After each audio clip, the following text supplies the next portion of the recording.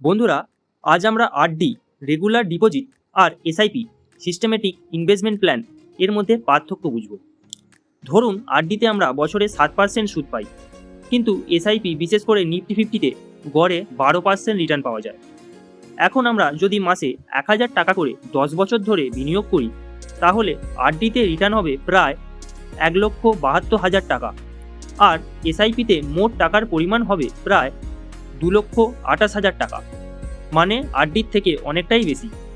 তবে মনে রাখবেন, এসআইপির রিটার্ন বেশি হলেও এটা বাজারের ওপর নির্ভরশীল, তাই কিছু সময় বিশেষ করে শর্ট টার্ম এর দাম ওঠানামা করে, অর্থাৎ এটা ভলেটাইল। অন্যদিকে আরডি মার্কেটের ওপর নির্ভরশীল না হওয়ায় এটার রিটার্ন একই থাকে, মানে এটা ভলেটাইল না। সুতরাং আপনার ঝুঁকি গ্রহণের ক্ষমতা, আর্থিক লক্ষ্য আর সময়ের দৃষ্টিতে সঠিক প্ল্যান বেছে নিন। সঠিক সিদ্ধান্তই আপনাকে ভবিষ্যতের সাফল্য দেবে। এরকমই ভিডিও পেতে চ্যানেলটি সাবস্ক্রাইব করুন।